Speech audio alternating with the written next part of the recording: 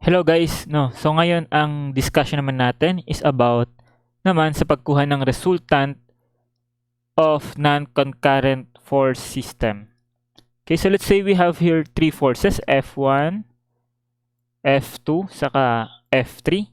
So when we say non-concurrent, ibig sabihin yung three forces na yan is hindi magmi-meet at exactly same one point, no?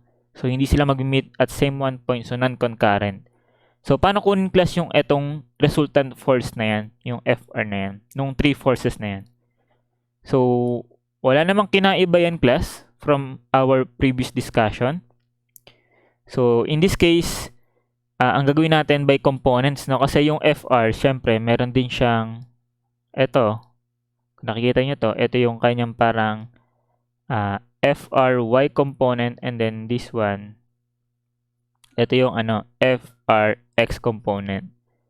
So, kukunin muna natin class yung mga component, no? So, for FRX, that is just simply the summation ng lahat ng X component ng lahat ng forces involved. While for the vertical component, FRY, so that is simply the summation ng lahat ng vertical component or Y component ng lahat ng component forces involved. So, ganun lang, no? The same lang sa una, and finally, to solve for yung resultant, di Pythagorean na lang. Pythagorean ng X component and Y component ng resultant. So, very simple pagdating sa pagkuha ng resultant force. Ngayon, yung medyo critical dito, class, is yung pag-determine ng location. So, saan kaya located yung FR na yan? So, we can, draw yung line of action neto, which is na-discuss ko na to before. So, dapat gets mo na to. So, drawing lang muna natin yung mga line of action, no? So, syempre, yung ibang forces, meron din silang mga line of action. Ayan, may line of action. So, hindi ko na siguro, tapusin kasi medyo maging, to class eh. Critical kung i-discuss ko siya ng paganyan. Pero simple lang naman yung nun class. Konsepto, no? Ano lang yung konsepto na gagamitin natin. Walang pinag-iba kundi yung Varignon's theorem pa rin. Okay? So, I suggest na bago kayo tumalon sa topic na to, make sure na napanood nyo yung video ko regarding sa konsepto doon sa parallel forces. Kasi nagpakita na ako doon ng isang example na magagamit natin dito sa non-concurrent. So, panoorin nyo muna yung class bago pumunta dito. Okay, so simple lang ang sinasabi ng Varignon's theorem that the moment ng resultant force Fr times yung, let's say, distance R. So, hindi na natin tawagin X, no? Kasi doon sa parallel forces, mga XR ginagamit ko. Kasi mga horizontal distances. So, dito, tawagin na lang natin dr. So, equal yun sa summation ng moment ng mga component. So, F1 d1 plus F2 d2 plus F3 d3. So, kita pa naman. So, ano yung mga distances na yon? So, kung dito tayo sa point na to, ito yung maging reference point natin. Diyan tayo magmo-moment. So, from the line of action, di ba? From the line of action ng FR, which is ito yun. Okay, yan yung line of action niya. So, yung perpendicular distance dyan is ito. So, ito yung magiging DR. Okay? So, for F1 naman, so, ito yung line of action niya, no? So, yung perpendicular distance naman is, let's say, ito na lang, from the figure.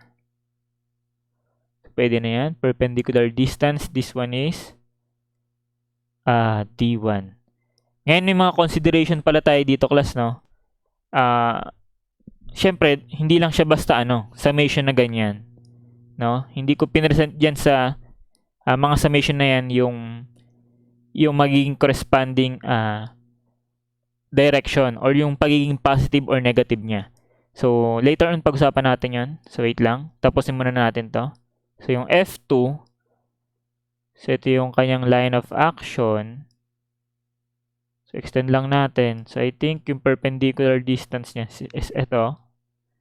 So, medyo magiging magulo, sabi ko nga sa inyo. Ito yung magiging D2, no? Perpendicular distance ng force 2. And then, for force 3, so ito yung line of action niya. So, I think yung perpendicular to that is ito. So, let's say perpendicular yan. So, yung distance na yan, yung magiging D3. And then, balikan ko. Diba lumalabas dito parang lahat sila positive? So, later on, ipe-present mo yan kung sino yung positive or negative dyan. So, paano? So, balikan natin. Yung diniscuss ko nung sa last discussion. Kaya nga sabi ko sa inyo class bago kayo pumunta dito, kailangan napanood nyo munang maigi yun. So, yung FR, yung magiging ikot niya is pag ganito, with respect dun sa reference point. Magiging ganun yung ikot niya. So, kung ano yung magiging direction nung FR, yung moment niya, yun na lang i-consider nating positive. Okay? Pwede natin gawin ganun yung practice.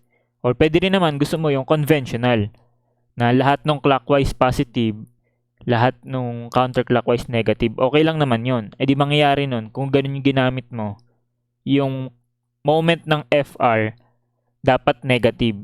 Kung ganun yung gusto mong gawin. Okay? Gets ba? So, let's say gamitin natin sinasabi ko. So, kung ano yung moment nung FR, yun yung positive. So, we will consider counterclockwise moments in this particular problem to be positive. So, check natin isa-isa yung mga forces. So, yung F1, ang ikot niya is papaano? Pag ganito siya iikot, di ba? Doon sa reference point. So, therefore, positive siya, di ba? So, lalagay natin dito, positive siya. So, ito lagay natin positive siya.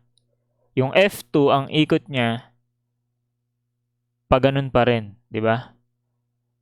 Counterclockwise pa rin. So, therefore, positive yung F2 pag in-input natin. And then, yung F3, ang makikita mong ikot nito is pag ganito naman siya iikot with respect dun sa point, di ba? So, therefore, clockwise moment siya. So, lalabas, dapat siya is naka-negative dito sa equation na to. Okay? So, with that, masasolve na natin yung mga distances or yung location. Yun nga lang, medyo critical siya sa ganyang solution. Kaya nga, again, sa last video na concept na discussion natin regarding dun sa parallel forces, pinakita ko sa inyo kung how to simplify, no, yung paggamit ng Varigno's theorem. Paano makuha yung yung mga x distance, y distances ng mas madali. So I think para mas malinawan tayo or mas magets natin kung paano ba ginagamit yung Varignons, kasi yung una, yung pagkuha ng resultant, sobrang basic. Pero dito sa Varignons, siya yung medyo naging critical. Kasi ang hihirap kunin ng mga distances na yan, di ba? Mga inclined distances, D1, D2, D3. Ang hirap niyan kunin, class. So, paano tayo mag-solve or paano tayo kumukuha ng location ng resultant ng mas madali? So, yun yung pag-uusapan natin, and then i-apply na natin yun sa ating sample problem. Okay? So, wait lang, class. Copy ko lang.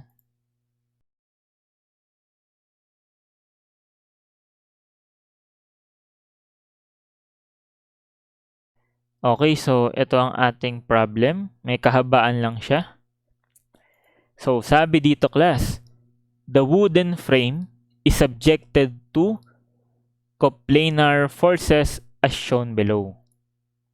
So, coplanar, pero hindi na sinabing non-concurrent, pero non-concurrent yan for sure, no? Hindi sila mag-meet at exactly same one point. So, first question, yung pinakamadali sa lahat, determine the magnitude of the resultant force. Next question, determine where the resultant's force, line of action, intersects a vertical line along member AB measured from B. So, parang sinasabi niya, kung magkikreate daw tayo dito ng vertical line sa AB, ayan, vertical line. So, saan daw dyan, sa line na yan, dadaan yung resultant force. Okay, so later on, elaborate pa natin yan further. And the next one is determine where the resultant's force, line of action, intersects naman a horizontal line along member CB measured from end C. So, kung magagawa daw dito ng horizontal line sa CB, saan naman daw dyan tatama yung resultant force? Okay, so simulan natin class siguro sa pag-generate ng component ng mga component force natin. Okay, kunin natin yung vertical and horizontal components nila. So, I think gamitin kong red. So, ito lang naman, vertical lang naman siya, di ba? 400, so okay na yan. Ito, vertical din siya, upward, so okay na yun, 600. So, dito tayo mag-focus sa mga inclined forces. So, itong 900, may component siyang horizontal, saka yung vertical. Okay, so dinadrawing ko sila class dun sa tail ha. Sa tail nung yung force mismo. So sa tail ng 900 doon ko dinrawing. So kung dito sa 400 Newton force, ito yung tail niya, 'di ba? Ayan, saka ito. Dapat diyan natin i-drawing yung horizontal saka vertical component. Pero sabi nga natin class, as previously discussed, so, by property nung line of action, so kung ito yung line of action niya, okay, pwede nating i-transfer yung force na to dito. So, parang andi dito siya. So, mangyayari, pwede nating dito na ilagay yung horizontal component, tapos, nandito yung vertical. No? Para magkasama na yung vertical forces, nandun na sa line AB. Okay? Gets ba yun, class? So, kunin natin. Yung para sa 900, ang horizontal component niyan ay equal sa 900 times 3/5. Ilan yan? So, that is 540. O, yung vertical component naman niya na downward. So, try nga natin palitan ng kulay ito para di siguro kayo malito. Let's say ito orange.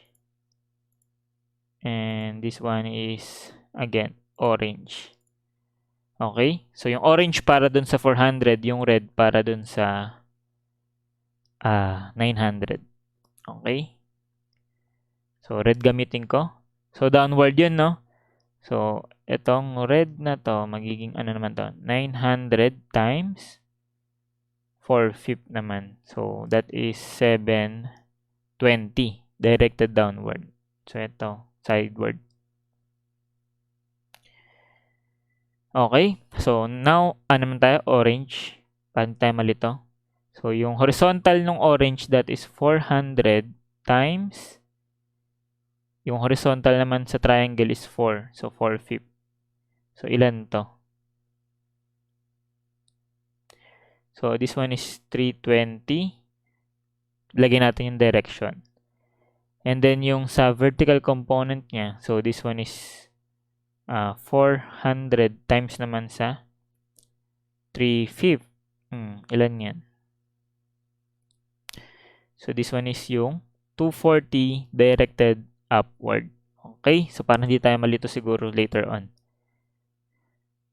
So, now, wait lang.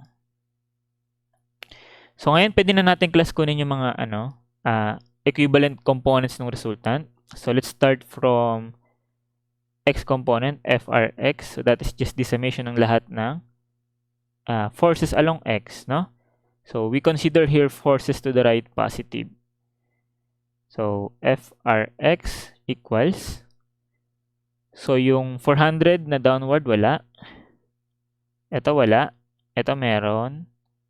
540 to the right, so, positive.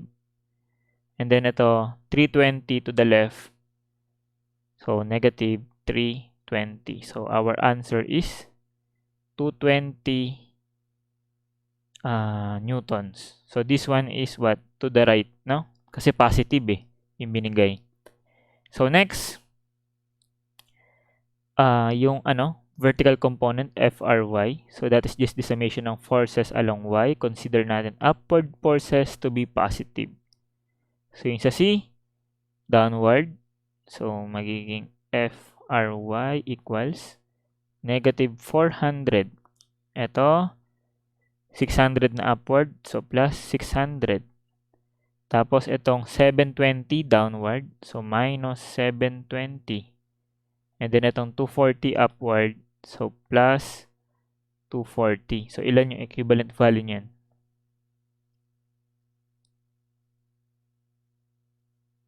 Okay, so negative 280. So negative simply means the force is acting downward. Okay, so ayan. Therefore, FR equals the Pythagorean no? X component and Y component. So just simply plug in yung nakuha nating values. 220 squared plus negative 280 squared. So, sa lahat ng dito, class, ito lang yung pinakamadali eh. Kunin yung resultant. So, ilan yan?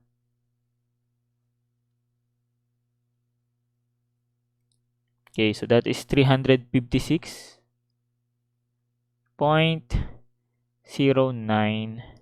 and then the unit is newtons.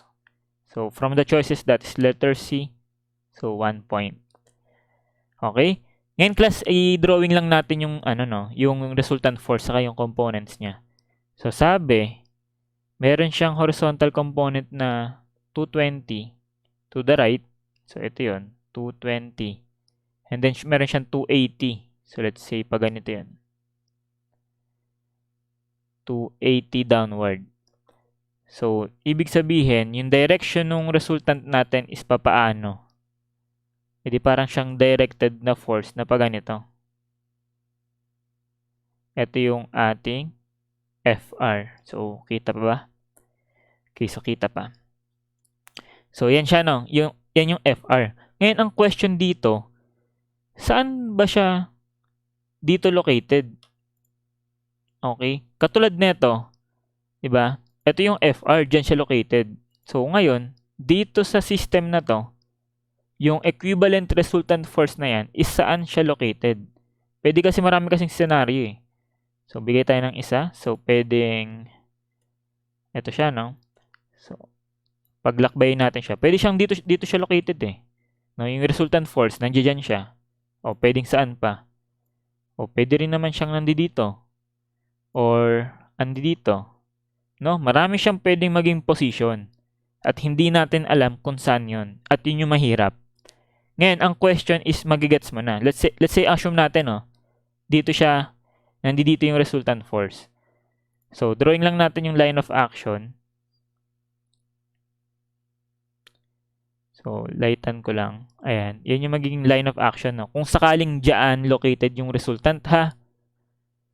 So, ang question, di ba? Determine where's the resultant force line of action intersects a vertical line along member AB. So, ito yung vertical line na yan, yung kulay black. So, nasa na ba? Ayan, no? Yung hinighlight ko. So, saan daw nag-intersect yung force along that line measured from A? So, di ba parang lumalabas, class? Ito yung parang point of intersection. Ito. So, ano daw yung distance na yan papunta dito sa A? No? Ilan daw yung distance na yan? So, the same na rin dun sa isa. No? Pag nag-create daw ng horizontal line, ito, sa CB, passing through CB. So, saang point naman daw magi-intersect doon yung line of action? So, in this case, ito naman yung intersection ng line of action ng resultant force. So, ano naman daw yung distance niyan? Measured from C. Yan yung question. So, yan. Gagamit lang tayo diyang class ng varignons, pero kailangan nating maging matalino sa paglalagay ng location ng mga components nung resultant force natin. Okay, so I think, paano ba? Copy ko siguro to, class. So, wait lang guys ha. Copy lang ako.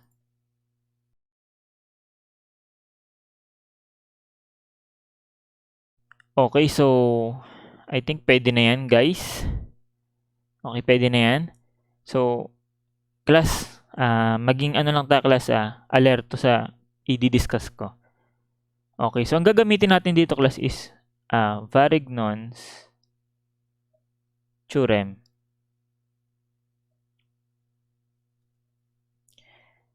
Okay, so yun yung gagamitin pa rin natin. So, unahin natin yung pagkuha ng location nung netong point of intersection na to. Okay, kita nyo ba? Ito. Distance niyan from A. Ito. So, ilan daw tong distance na to? So, tawagin na lang natin yung distance na yan as dA. Distance nung point of intersection papuntang A. So, paano yung gagawin natin dito, class? Ang gagawin lang natin, same konsepto lang ng Varignons. Imo-moment lang natin yung total force sa A and then i-equate natin to sa summation ng mga moments ng mga components. So, sino ba yung mga components dito? Etong 400. Ayun ba yan? Ba't di na-highlight? So, etong 400. Ayaw. Etong 400, no, isang component. 600, isang component. And then, etong binisect natin na component na 900. Okay, eto. Ayaw talaga. Etong 900 glass. So, di ba may component siyang ito, saka yung vertical, and then the same dito sa orange, no? Lahat yan mga yan, class, components. So, ulitin ko yung sinabi ko, class, para malinawan. Yung total force, imo-moment natin siya, and then i-equate natin siya sa moment or summation ng mga moments ng lahat ng components. So, anong gusto kong sabihin? So, di ba ito yung total force natin? Ilan to, class? 356.09. So, class, kung yung total force yung papaikutin natin, so, kasi ang gagawin natin, dito tayo magpapaikot sa point A. Ito yung magiging reference point natin. Diyan tayo magpapaikot. Kung etong total force na to, na 356.09 yung papaikutin natin, mahirap kasi kunin yung niyan eh. Yung perpendicular distance. So, ito kasi yung perpendicular distance niyan, class. Ito. So, let's say, assume natin perpendicular yan. So, paano kunin yung distance na yan? Hindi mo pa makukuha yan, class, at mahirap kunin yan. So, instead na yung total force ang paikutin natin, ang papaikutin natin, class, yung mga components niya. So, take note, yung 356 is just the same sa pinagsamang 280 na downward at 220 na sideward. Okay? So, yung 356, parang the same lang siya sa pinagsamang 280 saka 220. So, yun yung konsepto. No? Yung components niya na lang yung papaikutin natin.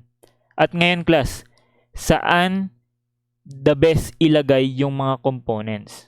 Kasi take note from our previous discussion, sabi natin, yung force kasi na 356, no? Etong 356 is pwede mo yung ilagay kahit saan. Basta along dun sa line of action niya. So, halimbawa, pwede mo siyang ilagay dito sa baba. Ayan, no? Nakita mo ba yung drawing ko? So, pag dyan mo siya nilagay, dito located yung mga component na ilan to? 280. Tapos, ito yung 220. So, pag dyan mo siya nilagay. So, ngayon ang question, saan the best ilagay yung resultant force along dun sa line of action niya in such a way na madaling malaman yung distances nito? Okay? So, ito na yung sagot, class. Ang sagot ay dito mo siya ilalagay. Exactly dun sa point of intersection ng vertical line drawn at AB. Okay, doon natin siya the best ilalagay. So, para mangyari, andi dito yung components na 280, tapos andi dito yung 220. Nasundan nyo ba yung ginawa ko, class? So, doon natin nilagay yung tail nung FR, and then doon lalabas yung mga components na 280 saka 220. Okay? So, imbis na ito yung papaikutin natin, ang papaikutin natin yung mga components niya. Okay? So, unahin natin, class, sa downward component niya na 280. So, yung 280 is directed towards, no, papunta yan. Rekta papunta dun sa point A. So, yung 280 ay walang moment arm. So, 0. Okay? Next. So, bigyan nga tayo ng consideration. Let's say, consider na lang natin clockwise moments to be positive. Kasi yung magiging ikot dito ng FR, kung makikita mo, ayan o. Pag ganito ikot niyan eh. Pa-clockwise. So, consider natin lahat ng clockwise moments positive. Okay? So, tapos na tayo dito sa 280, no? Tapos na tayo dyan. So, dito naman tayo sa 220. So, ano yung perpendicular distance niyan papunta dun sa sa reference point. So, ito yung line of action niya. So, ito yung perpendicular distance, di ba? In that case, ang perpendicular distance niya is etong DA. At natumbok natin na yun yung hinahanap. Okay? So, moment niya is clockwise. So, lagay natin positive. So, positive 220. Ang moment arm niya papuntang A ay tinawag nating DA. So, parang ito na ngayon lumalabas na moment of FR, no? Hindi man natin na moment directly yung resultant na 356.09, pero na i-convert natin siya, no? Nakuha natin yung value pa rin niya using yung mga components niya. Ito yung mga components niya, no? Yun yung pinaikot natin at nakuha pa rin natin yung moment ng resultant. Okay? So, next thing to do is i-equate ito. No? I-equate natin yan sa pinagsama-samang moments ng mga components. So, sino yung mga component force? Etong 400. So, ano yung moment arm niyan? From A. So, line of action is vertical. So, ito yung perpendicular distance. At from the figure, that is how much? Diba ito 1 meter? Ito 0.5. So, ang distance niya is 1.5. So, anong ikot niya? Counterclockwise. So, negative plus negative. So, lagyan natin dito. Negative 400 times yung distance niya from A, 1.5. Okay? So, next is yung 600. Iisa-isayin kasi natin yan eh. So, yung 600, ito yung line of action niya. No? Yan yung line of action niya, vertical. So, ito yung magiging perpendicular distance niya from A. So, that is yung 0.5. Pero ano yung ikot niya? Clockwise. So, positive. So, plus 600 and then moment arm is 0.5. Tapos, next, unahin natin tong 540. So, ito yung line of action. So, sabi ko yung class, medyo magiging magulo tong natin. Yung figure natin dito. Okay, so line of action niya is horizontal. Distance niya from A is ito. Ito yung perpendicular. So, that is how much? Ilan to? So, that is 1.5 plus 1, 2.5. And then clockwise. So, plus 540 and then times 2.5. Next, yung downward naman. Ito, yung downward na 720. Makikita mo yung downward na yan is directly pointing yan dun sa A. So, wala yung moment arm. So, lagyan na lang natin 720 times 0. Walang moment arm. So, next, sa last force natin, itong 400. So, may vertical siya na 240. So, again, yung 240 niyan is passing through A pa rin yan. So, therefore, no moment. So, in 240, passing through point A pa rin. So, no moment. So, 0. And then, lastly, itong 320. So, line of action niya is horizontal. So, yung perpendicular distance niya papuntang A is ito. Which is, itong 1 meter. At yung magiging ikot niya is counterclockwise. So, that is negative. Negative 320 times the moment arm is 1. So, that's it, no? Nagawa na natin yung Varignon's theorem. At sana nasundan. Okay? Okay, ayan, no? So, first is Ito, moment nung resultant equal yun sa summation ng mga moment ng mga component. Ayun yung mga component force natin. So sa equation na yan, class, isa na lang yung unknown, which is yung dA, no? Yung mismong hinahanap, yung distance ng point of intersection papuntang A.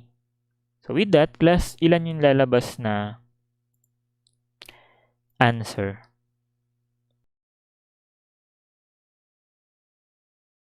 Okay, so sagot sa calcu ko is 3.3181818 and so on, and the unit is in meters. Okay, the question is, tama ba ang sagot natin? Okay, so tama tayo, class. Correct. Okay? And then masabi ba nating tama yung pinaglagay natin ng resultant? Take note, class, 'di ba? Hindi naman natin sure na diyan, 'di ba? Na hindi natin sure na dito located yung yung resultant. Basta alam natin, ganyan yung direction niya. Pero hindi natin sure kung diyan ba siya dadaan. So check natin kung logical, class, no, yung drawing natin. So 'di ba? Ilan ba tong total height na to, class? Mula sa horizontal CB hanggang sa A, ilan to, class? Ilan yan? So 1.5, 1, saka 0.5, di 3. Tama? 3 meters. So tama nga, siya, above siya ng 3. Kasi 3.318 siya. Okay, so malamang tama yung pinaglagyan natin nung FR. Okay? So now let's proceed na dun sa sa last item. So again, siguro ikakopy ko lang muna ulit ito. Okay, so ayan, another copy nung figure natin. Kasi ang tinatanong naman na is regarding this point naman na, no? So measured from C, ayun na, pinapakita na sa figure. Measured from C, ilan ang distance, no, horizontal distance nung point of intersection sa point C. Ito. Ba yan? Ito yung point of intersection. Ilan yung horizontal distance niyan from C. Ayan. Okay, so project ko lang sa taas. Let's say ito yung hinahanap. Tawagin nating distance papuntang C. Okay? So, mangyari, yung point of reference natin dito kapag nag-Varignos theorem tayo is yung C. Dito na tayo magpapaikot. Reference point. Diyan tayo magpapaikot ng forces. So again, katulad ng kwento kanina, kung ito yung resultant force na 356.09, so kung siya yung papaikutin mong rekta sa C, yung perpendicular distance niyan is ito. So extend natin ang line of action. Okay, ito yung lumalabas na perpendicular distance, pa ganyan. So again, mahirap kunin yung perpendicular distance. Kaya ang gagawin natin, yung component na lang, no, nung resultant yung papaikutin natin. At paano? Saan naman natin lalagay yung yung resultant? So zoom in na tayo para sa nagigets yung sinasabi ko.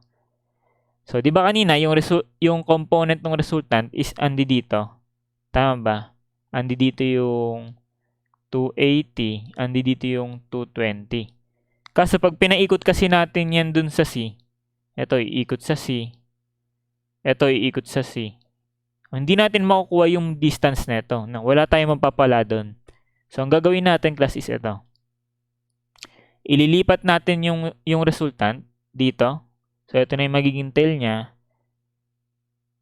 Okay. Ito yung tail. Ito na yung force. Nandito na siya sa baba. Okay. Para ma-transfer din natin yung component niya na andito yung vertical component niya na 280. And then, andito yung horizontal component niya na 220. Para pag umikot yung 280, okay, ang magagamit nating moment arm is yung hinahanap. Okay, which is ito. Gets? Sana gets kasi same lang yan kanina. So, ayan. Write nga tayo ng Varignon's theorem. So, by Varignon's theorem. So, moment ng resultant, moment ng total force. So, by component tayo magpapaikot. So, unahin natin yung 280. So, consider ulit tayo ng ng positive moment. So, kung makikita mo dito, so, di ba ito yung total force? Ang magiging ikot kasi niyan, papuntang C is clockwise. So, again, we can consider clockwise moments here to be positive. Okay? So, ang papaikutin natin yung components niya, no? Itong 280 muna. So, yung 280, ang moment niya is clockwise. And then, yung moment arm niya is itong DC. Okay? So, 280 times DC.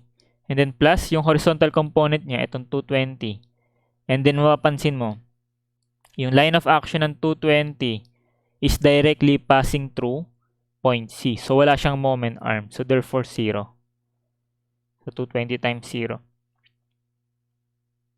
So, now equals, yun na. Lahat na ng components naman yung papaikutin natin sa C. So, unahin natin tong 400. So, directly pointing yan sa C. Ayan, dadaan sa C yan. Walang moment arm. So, 400 times 0. So, next, etong 600 na Newton na force. So, ang magiging ikot niyan is pa ganito. Counter. And then, ilan yung distance niya from C? Perpendicular. So, line of action, line of action. Ito yung perpendicular distance niya, which is yung 1 meter. So, counterclockwise, negative 600 times yung moment arm niya is 1. Okay? So, kailangan medyo lang tayo class, mataas lang yung pasensya natin. Kasi pag nahihilo-hilo ka na, malaki na yung possible na magka-error ka lalo na dun sa mga sign, no, in direction. So, next component is itong 540. Okay? Ang magiging ikot niyan sa C is pa ganito. And then, yung moment arm niyan, so, kung ito yung line of action niya, horizontal, edi ito yung perpendicular distance niya, no? Which is equivalent dito sa 0.5. So, counterclockwise negative. 540, moment arm is 0.5. So, next, yung vertical component naman niya na 720. So, yung 720 na yan is completely downward. So, ito siya. So, from C, ito yung C, ito yung perpendicular distance niya. At ilan yan? Yan yung pinagsamang 1 saka 0.5. So, 1.5. So, downward, ikot niya is magiging clockwise. So, positive. Positive, 720 times 1.5. So, next, yung last force na tayo, class. Malapit na tayong matapos sa problem na to. So, unahin natin yung vertical niya, 240. So, kung makikita mo, passing through, dito pa rin siya, no, sa line AB. So, again, ito pa rin yung perpendicular distance niya, yung 1.5. Yun nga lang, ang naging ikot na, nung 240 na pataas, sa C, counter na, no? So, magiging negative 240, tapos moment arm pa rin niya, 1.5. And then lastly, itong 320 na horizontal. So, line of action, horizontal, line of action, horizontal. So, yung distance niyan papuntang C is ito, no, perpendicular. So, para makuha yan, that is what? Diba ito 1 to? 1.5 pala. Tama? Diba ito 1.5? Ito 0.5 base sa figure. So, therefore, perpendicular distance niya is 2. And then, ang ikot niya, clockwise. So, plus 320 times 2. Okay, so, naka-generate na tayo, class, ng... Ay, hindi pala nakikita, no?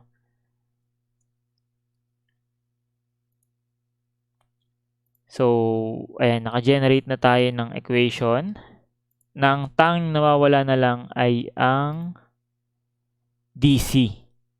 Okay, which is yun yung goal natin na hanapin, no? Yung distance ng point of intersection papuntang C.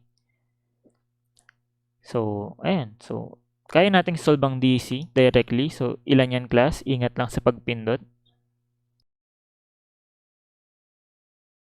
Okay, so lumabas sa calculator ko na ang distance na yan ay 1.75 and then the unit is in meters. So, may nakuha tayong sagot and ang question is, tama ba? No? Tama ba ang sagot natin? And yun, class, natumbok natin. Tama ang sagot. Okay? Ang question, logical ba na ito talaga yung point of intersection? So, kung titingnan natin itong figure, ang distance mula C hanggang B, so, ito, bilugan ko na lang. C to B ay 1.5, di ba? So, tama nga na sobra pa siya sa 1.5. 1.75. So, ibig sabihin, class, natsambahan natin na yung resultant force is doon siya sa taas dadaan, no? Doon siya sa taas dadaan. And, ayun. So, ganun lang naman siya. So, medyo matrabaho, no? So, sana nag-gets nyo yung pagpapaikot-ikot, pagkuha ng moment arm, and then pagkuha nung equivalent direction niya or sign. Okay? So, ayan guys. Okay? So, hinga-hinga. Hinga-hinga at nahirapan tayo. So, yun, mahirap ang non-concurrent forces, ano? Pero practice lang yan, class, no? Basta alam mo yung mga property ng mga forces, pagkuha ng mga distances, and then yung Varignon's theorem. So, kaya yan, class, no? Practice lang. So, now, bago ta, class, matapos sa video na to, so sagutan na natin yung last sample problem naman natin para sa mga parallel forces natin in 3D. So, hindi ko na i-discuss ng mas malalim pa yon kasi yung 2D, 3D, the same lang yun, class. Okay? Same lang ang gagawin, summation ng forces, and then Varignon's theorem. So, mas maganda, apply na natin siya sa sample problem. Okay? So, copy ko lang, class. So, wait lang.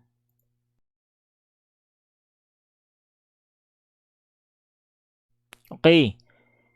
So, ayan, last sample problem na tayo sa video na to. So, sabi dito, class, the building slab is subjected to 4 parallel column loadings. So, take F1 to be 8 kN and F2 to be 9 kN. So, sulat na nga natin yung class. So, ito, 8. Ito is 9. So, question is determine the location of the resultant force measured from the x-axis. And then next is determine the location of the resultant force measured from the y-axis. So, ito yung ating x-axis, no? Ito yung y-axis. So, meron tayong 4 na force na downward. So, lumalabas, meron tayong resultant force na hindi natin alam saan located. So, let's say, ang assumption ko na lang is medyo dito siya located. So, ito yung ating resultant FR. Okay? So, hindi natin sure eh. So, dyan ko na lang siya lalagay. So, una, gawin muna natin, kunin muna natin yung value niya, which is equal saan? Eh, di summation ng mga forces. So, in this case, lahat sila is downward. So, ang assume na lang natin, downward forces to be positive. So, very basic lang naman pagkuha nito, kaso hindi siya yung tinatanong, sayang. So, lagay natin 8 plus F2, 9. Plus, let's say, yung F3 is 6. Plus, yung F4 is 12. Okay, so ilan yan? 35. Okay, so yun yung resultant, 35 kN force downward. So, to solve for its distance, no, measured papuntang x, kasi parang ganito mangyari niyan eh. So, project natin to horizontally. Ayan. So, projection. Wait lang, ayusin natin. Projection, projection. Lumalabas, ito yung distance niya. No? papuntang x. So, tawagin natin yan as y distance. Bakit y? Kasi yung distance na yan is parang parallel sa y-axis. Tama? Yung distance na to. So, next is yung tinatanong distance naman niya from the y-axis. So, kung ito yung ating y-axis, ito naman siya. So, ito yung hinahanap na distance, no?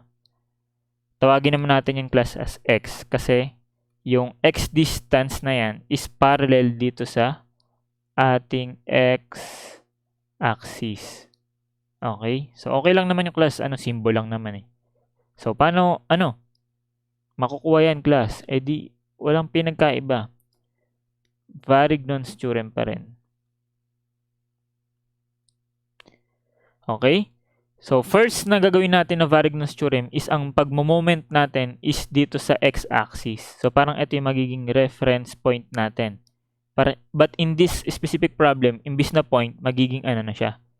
Reference line. So, dyan tayo magpapaikot sa x-axis.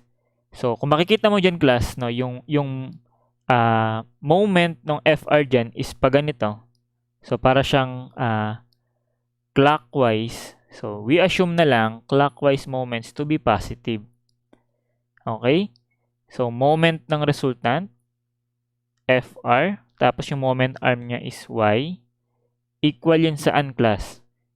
Summation ng moments ng component. So, first component is 8, but yung 8 kN force is directly papunta dun sa x-axis, so no moment arm. So, 8 times 0. Plus, etong F2 muna tayo. So, ito yung F2, no? So, lumalabas yung parang moment arm niya is how much? Parang andi dito siya, di ba? O di, 8 saka 12 to 20. And then clockwise, so positive. So, 9 times 20. Nakuha? Next, yung 6 naman. Yung 6. O di parang andi dito pa rin siya sa line na to. O di again, 8 plus 12, 20. And then clockwise, positive. So, plus 6 times 20. And then lastly, etong 12 kilonewton force. So, para siyang andi dito. So, ang distance naman niya from x-axis is 8.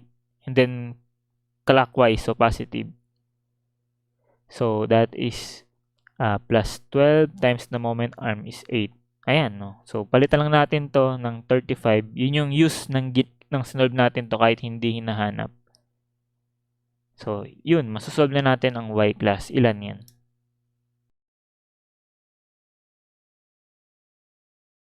Sagot is 11.314 meters. Okay, so from the choices, that is letter B. So, we are correct. So, madali lang siya, no? Medyo naging 3D lang yung figure. Pero, dapat alam mo lang kumuha ng perpendicular distance. So, next, ano naman tayo?